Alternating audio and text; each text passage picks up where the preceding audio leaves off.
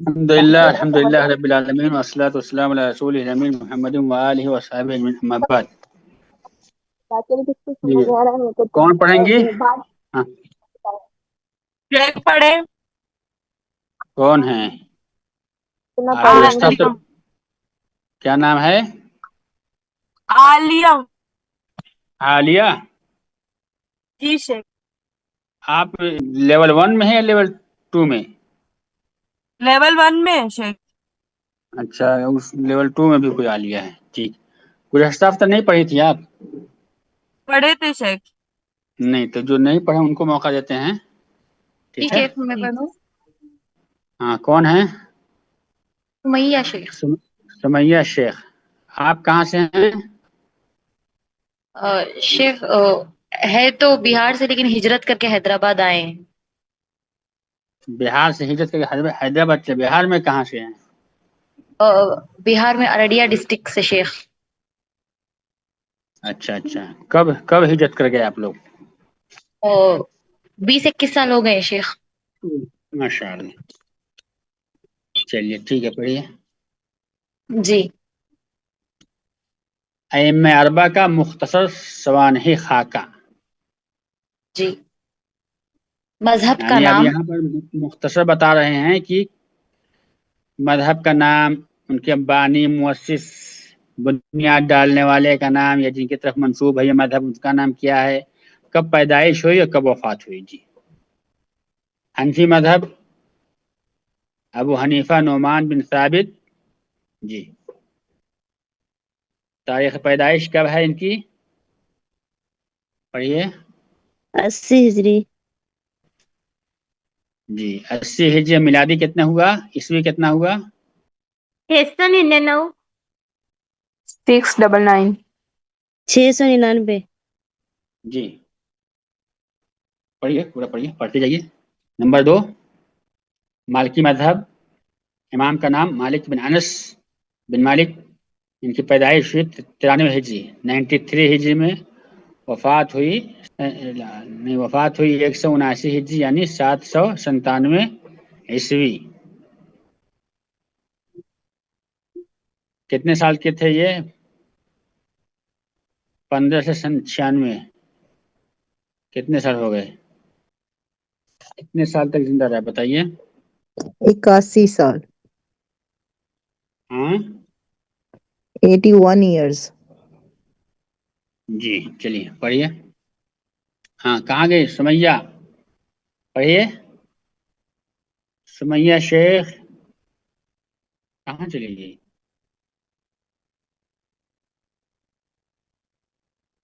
السلام علیکم ورحمۃ اللہ وبرکاتہ. چلیے استاد ہم پڑھے. وعلیکم السلام ورحمۃ اللہ. جی چلیے پڑھیے. آپ پڑھیے. وہ لگتا ہے لفٹ ہو گیا.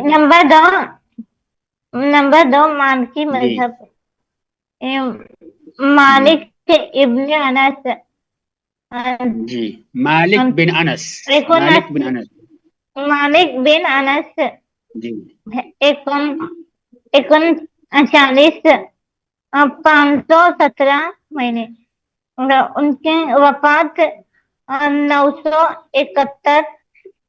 ہاں الٹا پڑھ رہی ہیں. 971. پیدائش کب ہوئی؟ پیدائش 93.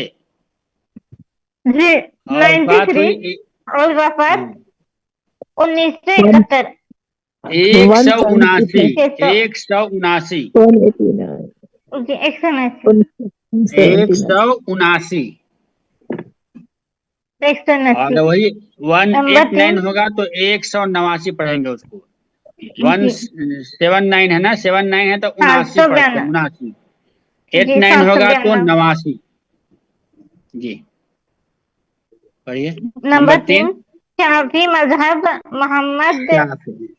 محمد بن ادریس شافعی. 150 شافعی. 150 ہجری 766 ان کی پیدائش اور ان کی وفات ان کی 204. तनकीद की हकीकत। तनकीद की लग़वी तारीफ अरबी लगत में तनकीद किसी की तकलीद गर्दन में तकलीद किसी की गर्दन में तोक या रस्सी डालने को बांधना। कहते हैं। जी, तोक या रस्सी डालने को कहते हैं। अल्लामा शौकानी रहमतुल्लाह इरशाद अल्लामा शौकानी शौकानी रहमतुल्लाह इरशाद अल-फहूल सफ़ा नंबर 441 में फरमाते हैं। उस्ताद ये अरबी में नहीं समझ में आएगा, इसका तर्जुमा करें। तर्जुमा पढ़िए। अम्मा तक़लीद फ़अस्लुहु फ़िल लुग़ा माख़ूज़तुन मिनल क़लादा अल्लती युक़ल्लिदु ग़ैरहु बिहा व मिन्हु तक़लीदुल हदी फ़कान मुक़ल्लिद जअल ज़ालिकल हुक्म अल्लज़ी क़ल्लद फ़ीहि अल मुज्तहिद कल क़लादा फ़ी उनुक़ि मन क़ल्लदहु। जी, तमकीन लगत में गले में डाले जाने वाले पेड़े से पीठ से माखूज है और हज की कुर्बानी के लिए मतईन शुदा जानवर के गले में तोक डालना भी मुतअय्यन शुदा मुतय्यन जी, शुदा जानवर के गले में तोक तौक डालना भी भी इसी से है। तोक डालना भी इसी से है। जी, तकलीद को भी इसलिए तकलीद कहते हैं क्योंकि इसमें इसमें मुक़ल्लिद जिस हुक्म में मुज्तहिद की तकलीद मुक़ल्लिद करता है वो हुक्म अपने गले में तौक की तरह डाल लेता है। जी, तकलीद की शरई ये तारीफ। तकलीद की लुग़वी तारीफ हुई। डिक्शनरी में तकलीद किसे कहते हैं? गर्दन में तौक या रस्सी या कोई भी चीज पट्टा बांधने को तकलीद कहते हैं। तकलीद की शरई तारीफ इज्तिमाई तारीफ मुल्ला अली कारी हनफी रहमहुल्लाह अपनी मशहूर किताब शरह कसीदा अमालिया में रकम तराज हैं। जी, तकलीद किसके कौल या तौफीक को बगैर दलील और सबूत के कबूल करना है। गोया के जी हमसे गलती हो जा रही है, आपने से कोई पानी दिया। चलिए, हाँ कौन पढ़ेंगे? उस्ताद, कौन पढ़िए? व मैं तकलीद पढ़ूं या कबूल कौल गैर बिला दलील फकान्नहु लिक़बूल। हाँ कौन पढ़ेंगे? उस्ताद? यास्मीना। यास्मीना बानो, कहाँ से हैं आप? उस्ताद इंडिया, जम्मू कश्मीर। माशाअल्लाह, चलिए ठीक है, पढ़िए। उस्ताद पहले से ही पढ़ूं तकलीद की हकीकत? चलिए आपकी मर्जी, वहां से पढ़ना चाहते वहीं से पढ़िए, कोई बात नहीं। तकलीद के लुग़वी तारीफ। अरबी लुगत में तकलीद किसी की गर्दन में तोक या रस्सी डालने को कहते हैं। अल्लामा शौकानी रहमहुल्लाह इरशादुल फहूल सफ़ा नंबर 441 में फरमाते हैं, अम्मा तकलीदु फासिलुहु फिल लुगती। 441 उर्दू है ना, तो उर्दू में पढ़ने की कोशिश कीजिए। 441 441 जी जी 441 में फरमाते हैं, अम्मा तकलीदु फासिलुहु फिल लुगती ला माखूज़तुम ला ला अम्मा तक़लीदु फ़अस्लुहु फ़िल लुग़ति मअख़ूज़तुम मिनल क़लादा अल्लती मिनल युक़ल्लिदु ग़ैरहु बिहा बिहा व व मिन्हु मिन्हुल हदी तक़लीदुल हदी फकानल फ़कअन्नल मुक़ल्लिद मुक़ल्लिद जअल ज़ालिकल हुक्म अल्लज़ी क़ल्लद फ़ीही अल मुज्तहिद अलमुज्तहिदा कल फ़ी क़लादा फ़ी उनुक़ि मन क़ल्लदहु। जी, तकलीद लुगत में गले में डाले जाने वाले पट्टे से माखूज है और हज की قربانی کے لیے متعین شدہ جانور کے گلے میں توق ڈالنا بھی اسی سے ہے۔ تقلید کو بھی اسی لیے تقلید کہتے ہیں کیونکہ اس میں مقلد جس حکم میں مجتہد کی تقلید کرتا ہے وہ حکم اپنے گلے میں توق کی طرح ڈالتا ہے۔ تقلید کی شرعی تعریف مولا علی قاری حنفی رحمہ اللہ نے اپنی ملا علی قاری حنفی رحمہ اللہ نے اپنی مشہور کتاب شرح قصیدہ عمالیہ میں رقم التراز ہے وتقلید قبول قول الغیر والتقلید قبول قول الغیر بلا دلیل فکأنہ فكأنه لقبوله جعله قلادة في عنقه۔ تقلید کسی کے قول یا فتویٰ کو بغیر دلیل اور ثبوت کے کسی کے قول یا فتویٰ کو بغیر دلیل اور ثبوت کے قبول کرنا ہے۔ گویا کہ اس مقلد نے اپنے امام کے قول کو قبول کر لینے کی وجہ سے اسے سے اپنے گلے کا پٹا بنا لیا۔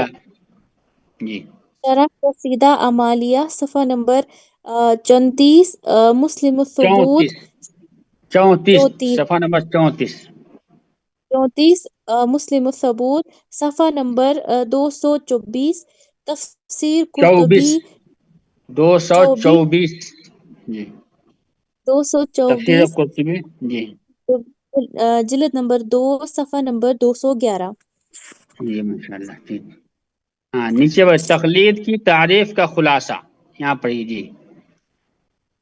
تقلید کی تعریف کا خلاصہ تمام تعریفات سے معلوم ہوا کہ تقلید کسی امام مجتہد یا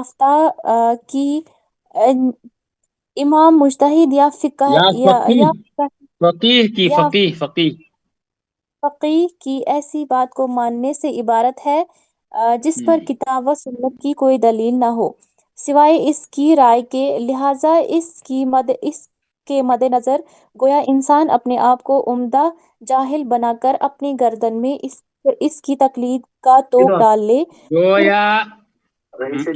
لہذا اس کے مد نظر گویا انسان اپنے آپ کو عمدن جان بوجھ کر، عمدن کے معنی جان بوجھ کر جاہل بنا کر اپنی گردن میں اس کی تقلید کا توق ڈال لے، اور پھر اس توق دوسرے کے ہاتھ میں بائیں طرف تھما دے، دوسرے کے ہاتھ میں بائیں طور تھما دے کہ میں آپ کی ہر غلط صحیح بات کا پابند ہوں، اور اس کے مقابلے میں قرآن و حدیث میں تعویلیں کرنے لگے، ہمہ وقت تیار رہوں گا، تعویلیں کرنے کے لیے ہمہ وقت تیار رہوں گا۔ یہ تقلید کی تعریف۔ تقلید کسے کہتے ہیں؟ گلے میں رسی باندھ لینا، پٹا باندھ لینا، یہ تقلید کہلاتا ہے، ٹھیک ہے۔ شرعی تعریف کیا ہے؟ شریعت کے اندر شرعی اصطلاح میں کہتے ہیں کہ کسی بھی مفتی، قاضی، عالم کے قول فتویٰ کو بغیر دلیل کے قبول کر لینا۔ قرآن نے کیا کہا؟ فَاسْأَلُوا أَهْلَ الذِّكْرِ إِن كُنتُمْ لَا تَعْلَمُونَ بِالْبَيِّنَاتِ وَالزُّبُرِ کہ لوگو اگر تم نہیں جانتے ہو تو اہل ذکر سے مسئلہ پوچھو، فتویٰ پوچھو، بالبینات والزبر دلائل اور براہین کے ساتھ مسئلہ پوچھو۔ کیا مسئلہ ہے؟ حکم کیا ہے اس کا؟ جائز ہے، اس کی کیا دلیل ہے؟ ناجائز ہے، اس کی کیا دلیل ہے؟ تو ہم امت مسلمہ جو ہے نا یہ دلیل والے لوگ ہیں، دلیل پوچھنا ہے اس میں، جیسے قرآن نے کہا بالبینات والزبر دلائل اور براہین کے ذریعے سوال کرنا ہے علماء سے، مفتی سے۔ لیکن تقلید میں کیا ہوتا ہے کہ نہیں، ہم فلاں آدمی کے مقلد ہیں، وہ جو کہیں ہم ان کی بات کے پابند ہیں، اور ان کے بات کو صحیح ٹھہرانے کے لیے بسا اوقات لوگ کیا کرتے ہیں؟ قرآن اور حدیث کی تعویلیں کرتے ہیں، حدیث کو کہہ دیں گے ضعیف ہے، منسوخ ہے، ثابت نہیں ہے، قرآن کی آیت ہے تو اس کی تعویل کریں گے، समझ रहे हैं? ये तकलीद की इब्तिदा कब हुई? उस्ताद तकलीद जी ये ब्राहीन क्या होता है? दलील, बुरहान, बुरहान की जमा बराहीन। बुरहान के माने होता है दलील, सबूत। शेख एक सवाल है। जी, शेख मैं इनका सुमैया सवाल। हूँ। सवाल जी सवाल सुमैया, ये है आप कि क्यों आप भाग गई, क्यों, कहाँ भाग गई थी? नहीं शेख, आवाज में थोड़ी दिक्कत हो रही थी तो मैंने बेहतर ये सोचा कि मैं खामोश हो जाती हूँ, अगली दफा इंशाल्लाह मैं पढ़ूंगी। अच्छा ठीक है, क्या सवाल है, बोलिए। दरअसल सवाल मेरा ये है कि मैंने एक शेख से ही पूछा था, वो खुद भी अहलुल हदीस हैं, सलफी हैं। सुमैया, तो फरमाते हैं। आप वहाँ पढ़ती हैं, क्या करती हैं, बताइए। जी जी पढ़ती हूँ। किस कॉलेज में है, मदरसा में है, किस में है? जी जी जामिया मकारिमुल अखलाक। ये कहाँ है? जी हैदराबाद में अंबरपेट में। हम्बर पेट। जी जी। अच्छा अच्छा, ठीक है, पढ़िए, पूछिए क्या सवाल है आपका। जी जी सवाल ये था कि मैंने एक शेख से पूछा कि अगर किसी इमाम की तकलीद जो है अगर बतौर दलील अगर साबित हो जाए तो क्या उस वक्त हम उस इमाम की तकलीद कर सकते हैं? तो शेख फरमाते हैं कि हाँ, अगरचे वो उस इमाम के कौल या अक़वाल जो भी हैं वो दलील से साबित हो जाते हैं तो उस वक्त उस इमाम की तकलीद करना जायज़ है। तो इस तरीके से कि फिर क्या तकलीद जायज़ होगी?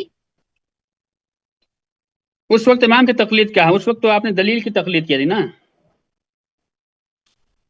जी जी शेख, जैसे कि हर एक मसले में हर एक जी सहाबी में ही खुद इख्तिलाफ मौजूद है।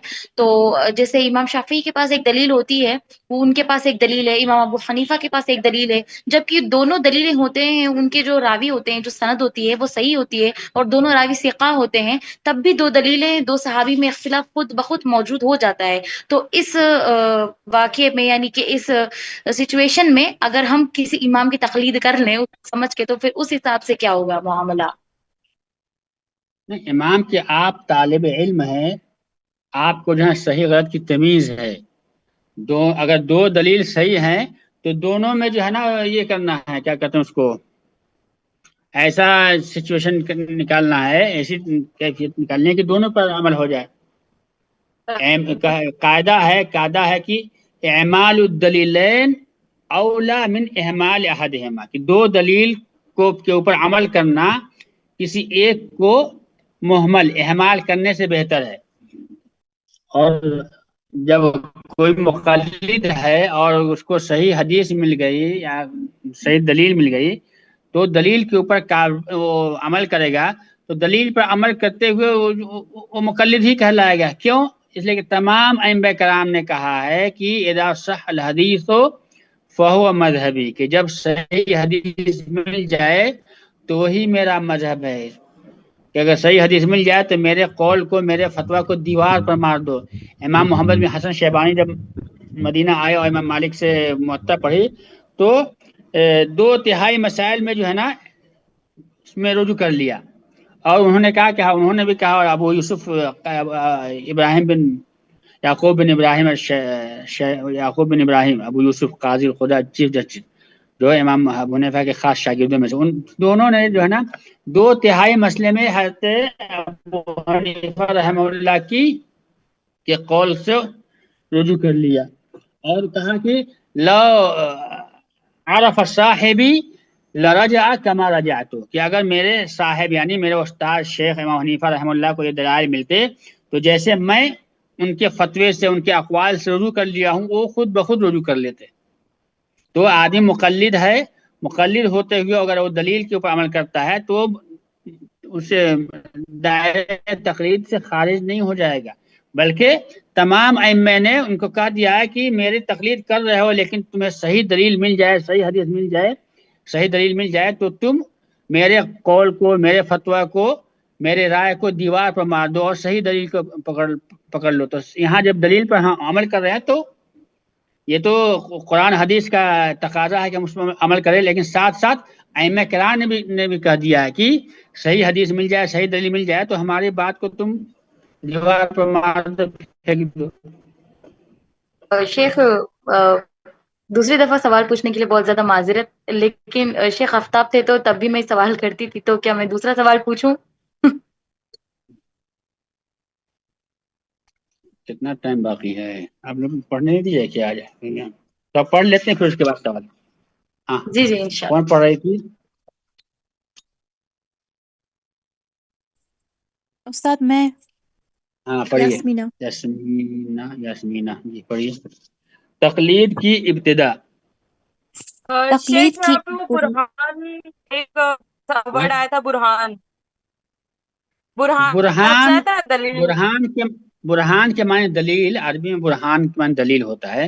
حجت، برہان، دلیل، وہ مضمون سے تھوڑا یہ ہٹ سب کے جو ہے ایک نا سوال. ایک ہی. وہ سورہ یوسف میں ہے نا، لولا لولا را برہان ربی. تو یہ ہاں مضمون سے تھوڑا سا ہٹ کے سوال ہے شیخ. تو وہاں پہ برہان کیا چیز تھی شیخ؟ ذہن میں آ گیا اچانک. تو اب دیکھنا پڑے گا مفسرین نے کیا اسے مراد لیا ہے. وہاں بھی جو ہے نا جی شیخ. دلیل، وہاں پھر دلیل کے معنی ہو جائیں گے. بات کرنا جو ہے نا رائے سے بات کرنا جو ہے نا یہ ٹھیک نہیں ہے. اگر ہاں صحیح بھی ہم جی نے کہہ شیخ. دیا تو جو ہے نا غلط ہے. تو اس لیے دیکھنا پڑے جی گا کہ شیخ انشاءاللہ. مفسرین نے وہاں برہان سے کیا مراد لیا. جی شیخ. چلیے پڑھیے. یاسمینہ. ہاں پڑھیے. تقلید کی ابتدا شاہ ولی اللہ محدث دہلوی رحمہ اللہ فرماتے ہیں: اعلم ان الناس كانوا قبل مائت الرابعة غیر مجمعین على التقلید الخالص لمذهب واحد. معلوم ہونا چاہیے کہ چوتھی صدی سے پہلے لوگ کسی خالص ایک مذہب پر متفق نہ تھے. علامہ ابن القیم الجوزی رحمہ اللہ فرماتے ہیں: انما حدثت هذا البدع في القرن الرابع حدثت المذموم. حدثت انما إنما حدثت حدثت هذه البدعة في القرن الرابع المذمومة على لسان رسول اللہ صلی اللہ علیہ وسلم. یہ تقلید جو ہے نا 4 صدی ہجری سے پہلے لوگ کسی خالص میں ایک مذہب پر متفق نہ تھے. اس کی ابتدا کب ہوئی؟ 4 صدی ہجری میں ہوئی. اور یہ 4 صدی ہجری یہ وہ زمانہ ہے جس کی مذمت رسول اللہ صلی اللہ علیہ وسلم سے ثابت ہو چکی ہے. کہاں ثابت ہو چکی ہے؟ کہاں گئی وہ یاسمینہ سمیہ؟ جی جی شیخ.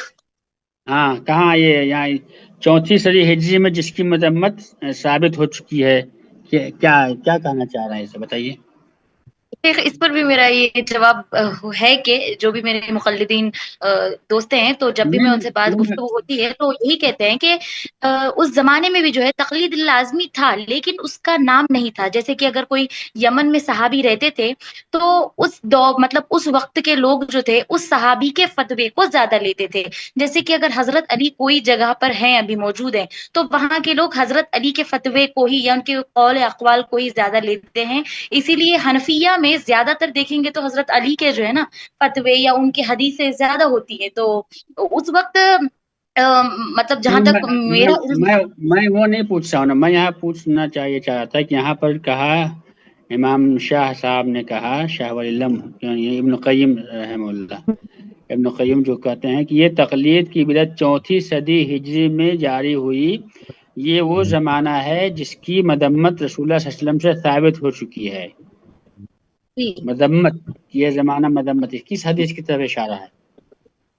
استاد مطلب ابھی پاک صلی اللہ علیہ وسلم نے تو کہا نا کہ ایک زمانہ آئے گا کہ جس میں 72 فرقے ہوں گے، اور ہم نبی پاک صلی اللہ علیہ وسلم کے بعد ہم نے چار وہ نہیں ہے. یہ اس میں جو ہے نا امام ابن قیم رحمہ اللہ گویا اس حدیث کی طرف اشارہ فرما رہے ہیں جس میں آپ نے فرمایا کہ خیر القرون قرنی یا خیر الناس قرنی ثم الذین یلونہم ثم الذین یلونہم.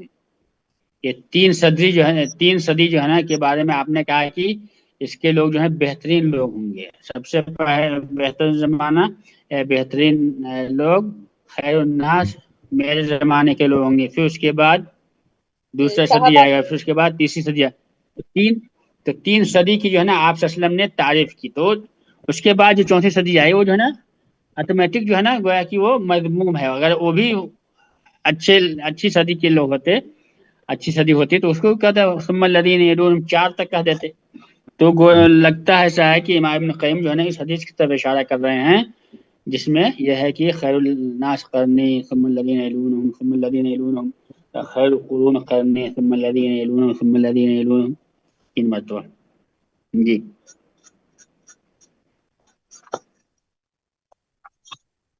तकलीद के असबाब कौन पढ़ेंगी? उस्ताद पढ़ेंगे आगे? तकलीफ के बहुत सारे असबाब, क्या नाम है? वजूहात, यास्मीना हो गया, नरगिस सिद्दीकी। हाँ चलिए पढ़िए यास्मीना पढ़े। तकलीद के बहुत सारे असबाब व वजूहात अहले इल्म ने बयान किया है और इसकी और तरक्की के अदवार भी बड़ी तफसील से अदवार जिक्र किया है। जी और मजहबी और दिफा मजहबी में दिफा खिलाफ करदा खुद साख्ता कवाइद को भी बयान खुद किया है साख्ता, जी जिसके सहारे हदीस को रद्द करने में उन्हें मदद मिलती है। यानी मुकल्लिदीन ने अहादीस को या कुरान और सुन्नत से साबित दलाइल को रद्द करने के लिए खुद ब खुद जो है ना ऐसे कवायद निकाले हैं कि जिन कवायद की रोशनी में वो दलाइल को जो है ना रद्द करते हैं। शाह वलीउल्लाह तकलीद फरमाते के हैं, असबाब के बारे में शाह वलीउल्लाह मुहद्दिस दहलवी रहिमहुल्लाह फरमाते हैं, तकलीद की अहम वजह फुकहा का आपस में तज़ाहुम है और इनका बाहम तजाहुम, झगड़ना है। तज़ाहुम है, उनका बाहम झगड़ना है। चनाचा जब फतवा देने में मुकाबला आराई होने लगी और जब कोई फतवा देता तो इस पर एतराज़ किया जाता और उसे रद्द कर दिया जाता और रुजू करने के बजाय मुतकद्दिमीन में से किसी की सराहत पर इस मसला की बहस जाकर रुक जाती और वही इस मसले में इनका असल करार पाता। इसी तरह तकलीद पनपती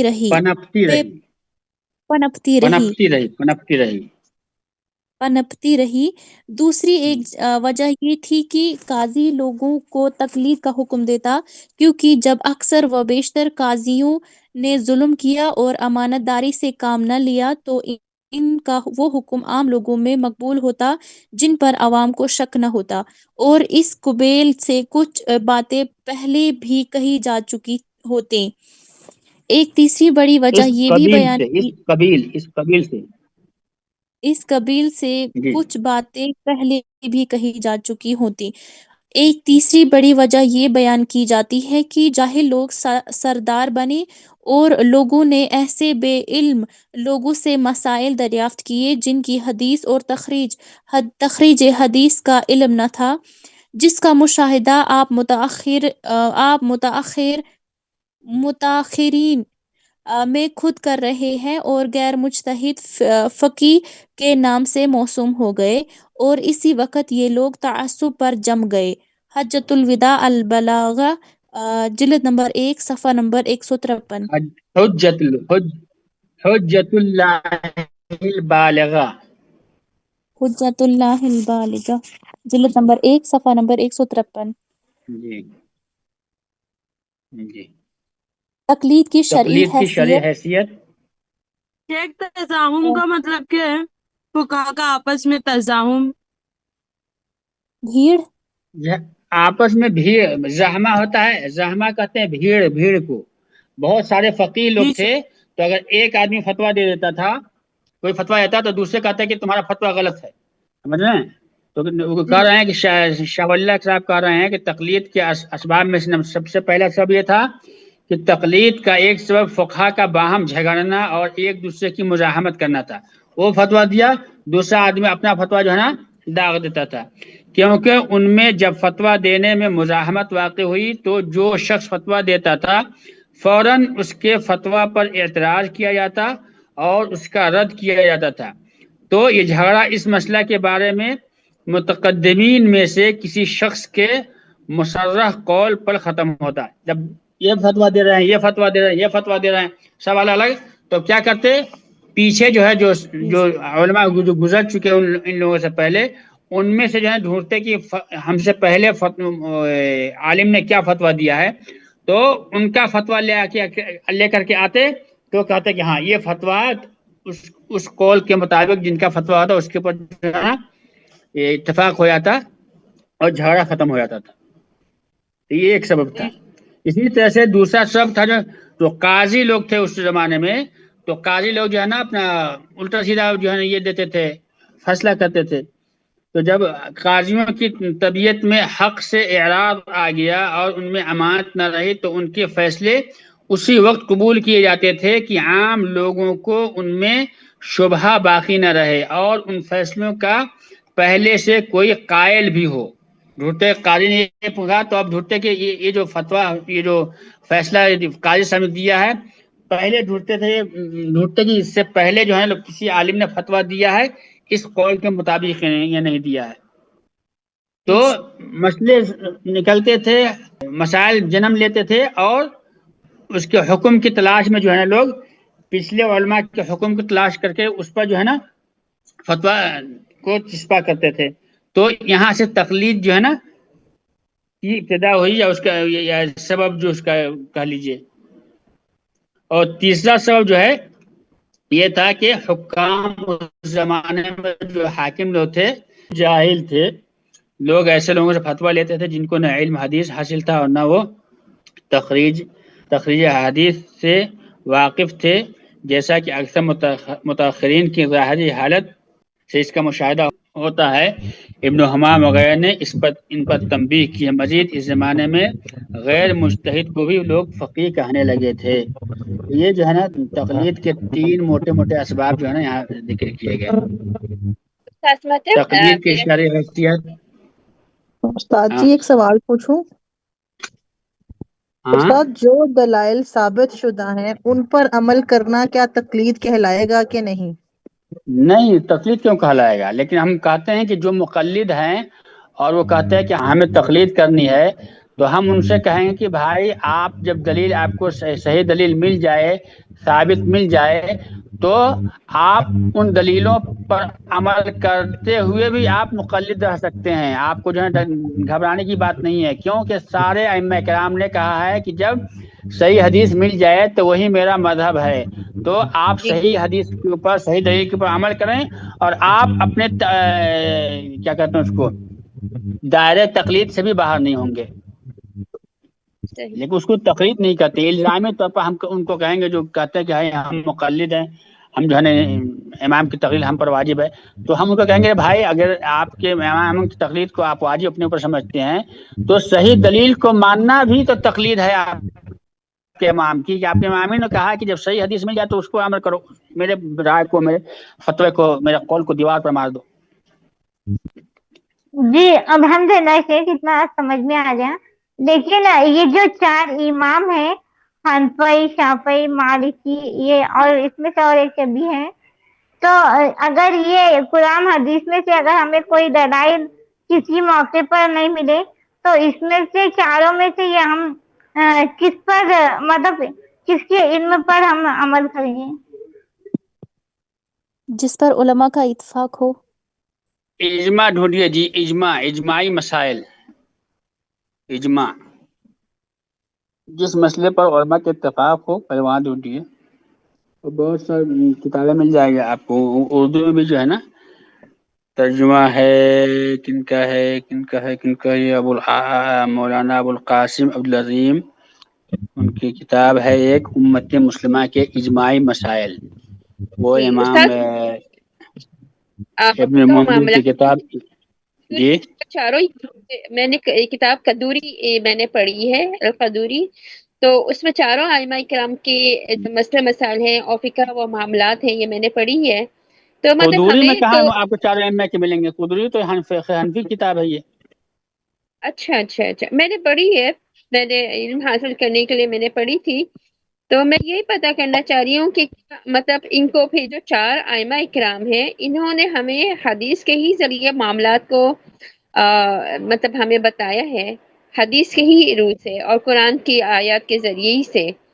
تو ہمیں مطلب اگر ہمیں اپنے مسئلے کا نظر آ جاتا ہے تو پھر وہ تقلید تو نہیں ہے کہ وہ تو قرآن اور سنت کے ہی مطابق ہم ہاں اس کو تقلید نہیں کہتے ہیں، اس کو تقلید نہیں کہتے ہیں.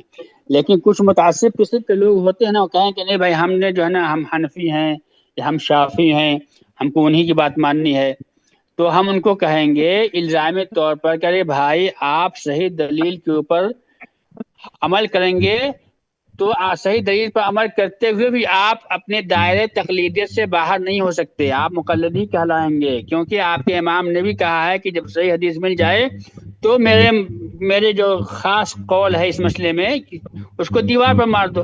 آپ نے صحیح حدیث پر عمل کیا تو قرآن اور حدیث کا تو تقاضا ہے، اسلام یہی کہتا ہے کہ بھائی مسلمان کو جو ہے نا قرآن حدیث پر عمل کرنا ہے، لیکن وہاں کو مقلد ہے تو الزامی طور پر ہم ان کو جواب دیں گے کہ لیکن آپ اس کو کہیں گے قرآن حدیث نہیں سمجھیں گے، کیونکہ وہ مقلد ہے، جاہل آدمی ہے، متعصب ہے، تو ہم کہیں گے کہ بھائی صحیح حدیث پر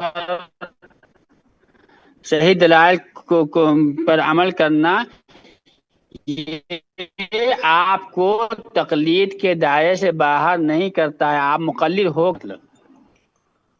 سبحانك اللهم بحمدك اشهد ان لا اله الا انت استغفرك واتوب اليك، وصلى الله وسلم على نبينا محمد وعلى اله وصحبه وسلم تسليما كثيرا۔ السلام عليكم ورحمة الله وبركاته۔ اقامت ہونے والی ہے عشاء کی۔ وعلیکم السلام ورحمۃ اللہ وعلیکم وبرکاتہ۔ السلام ورحمۃ اللہ وبرکاتہ۔